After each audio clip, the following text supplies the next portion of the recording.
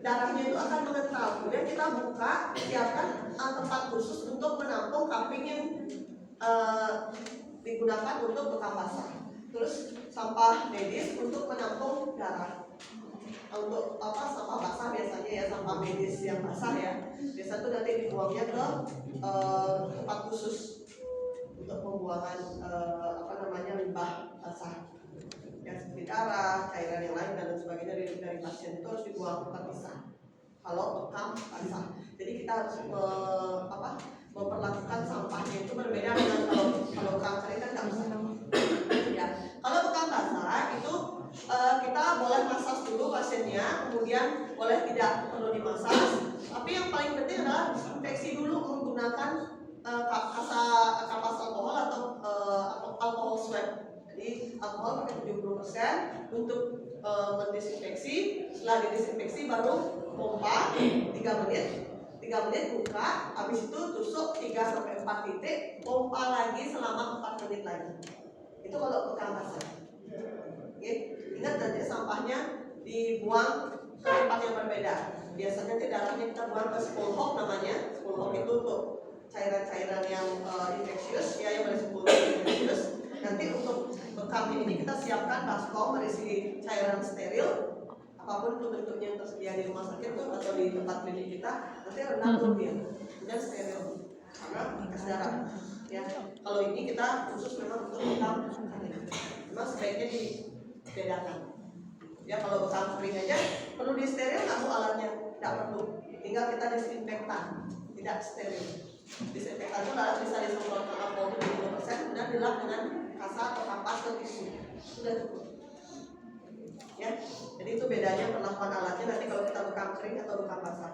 Nah, kalau bekam seluncur nanti ibu praktekkan pada Okta ya. Seperti biasa sebelum kita melakukan tindakan, tentunya kita berinteraksi dulu, kita siapkan alat-alat yang kita perlukan ya, alatnya cukup simpel.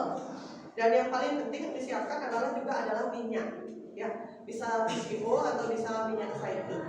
Ya, tidak perlu kita menyiapkan minyak hangat seperti misalnya minyak urut atau minyak minyak kayu putih, itu tidak perlu ya. Jadi cukup ini untuk melicinkan dan juga untuk memberikan rasa hangat dan nyaman. Ya, malah kalau kita pakainya minyak minyak kayu putih itu malah cepat menguap. Malah cepat menguap ya, walaupun memang pasiennya terasa hangat di awal, tapi malah dingin jadinya. Ya, kalau minyak keluar itu masih lebih baik, lebih bagus.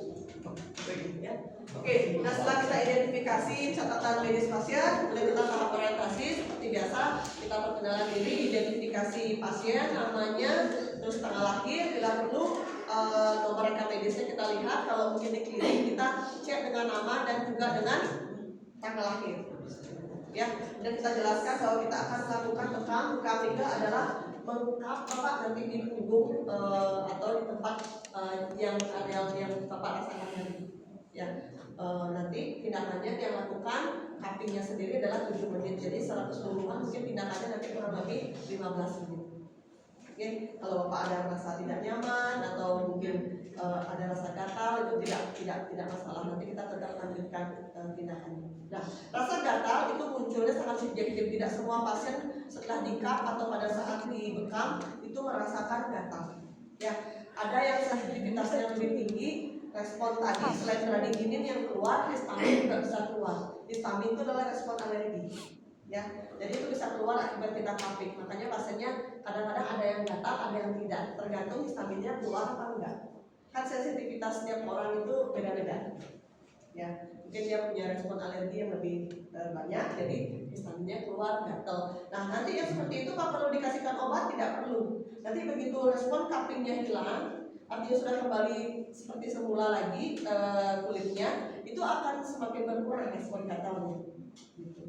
Ya, paling sekitar setengah jam nanti akan kembali normal lagi, walaupun warnanya memang masih tetap berbeda, tapi artinya menepis dia. Ya, itu diperhatikan. Oke. Terus kemudian nanti kita jelaskan pasiennya. Kalau misalnya sudah siap pasiennya, silakan kita atur posisi pasien di mana mau dilakukan bekam. Sebetulnya Okta butuhnya di kaki. Ya, tapi karena posisinya tidak memungkinkan, harus ada tempat tidur, jadi tidak bisa dibekam di kaki karena dia harus pronasi, terlentang dan tengkurap. Terus kemudian kita jangan lupa tutup sampiran, lalu kemudian kita cuci tangan, kita gunakan handscoon, prinsipnya bersih. Oke, kita bantu pasiennya untuk buka baju dan lain sebagainya karena bersih. Ya. Kemudian kita akan oleskan dulu minyak. Ini pakainya handscoon ya. Kalau ada PCO silakan. Ya, boleh. Nah, ini sangat penting, kita boleh hangatkan dulu tangan kita, ya, supaya pasiennya tidak terkejut nanti kulitnya, nggak begitu enggak sih, tapi nggak nyaman pasiennya. Dan kalau misalnya pakai minyak, itu tolong jangan langsung dituangkan ke punggung pasien atau ke ibu bapak. Pernah pijat ibu dan bapak nggak? Nah, tolong tuh tuangin ke tangan kalian dulu, hangatkan tangan kita, baru kita sentuh ke ibu bapak. Ya, jangan langsung itu nggak nyaman. Itu nggak nyaman banget pasiennya atau orang tua kalian massage itu nggak nyaman. Oke, ini sudah isi minyak ya, sudah saya hangatkan, nanti hangatkan, terus kemudian kita ratakan dulu minyaknya.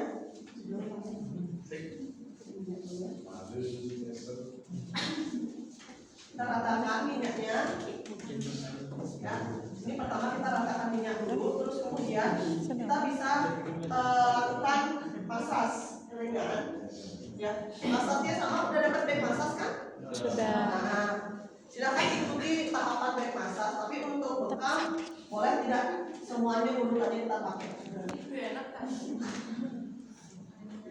Kita lakukan sekitar 8 sampai dengan 9 kali sampai pasiennya sedikit merasa lemas. Ininya apa? Kita rasakan lemas otot-ototnya, ya. Supaya ini mulai ketegangannya.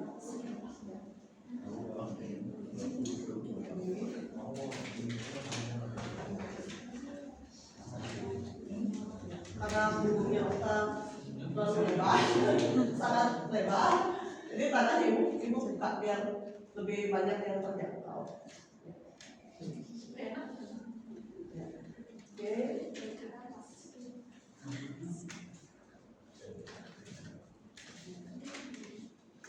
Oke, kemudian kita accurate ya.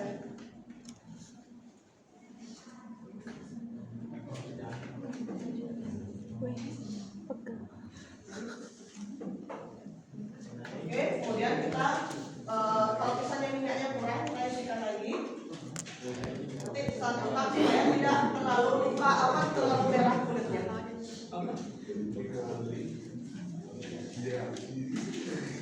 Kita identifikasi sekarang. Jadi apa? Rasa. Nih, yang kanan ya. Ini ya.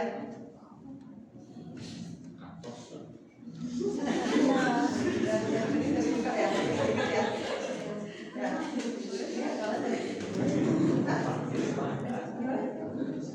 Oh, itu dulu ada di sana.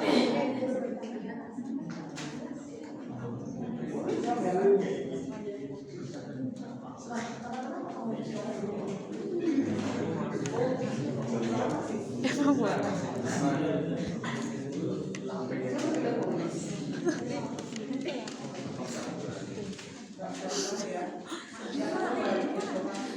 Nah, di pompanya berapa kali? Kalau kalian tanya, itu ya bisa 2-3 kali tergantung dari ketebalan tubuh pasien. Kalau kurus mungkin nanti 2 kali jadi cukup, udah kembung dia, ya udah lengkap. Tapi kalau misalnya lebih tebal lagi, kita pakainya 3 kali. Ada yang mau nyoba nggak, pompa? Ada. Ya, silakan.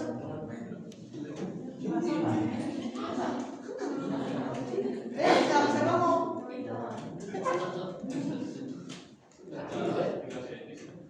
Jangan ditutup. Segan malah.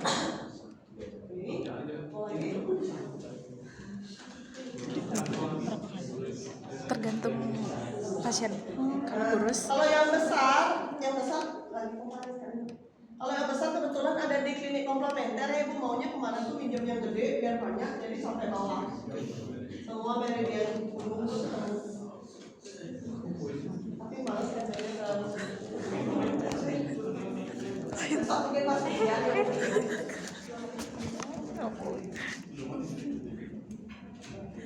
Ada yang mau nyoba lagi? Makasih. Ada yang mau nyoba lagi? Enggak.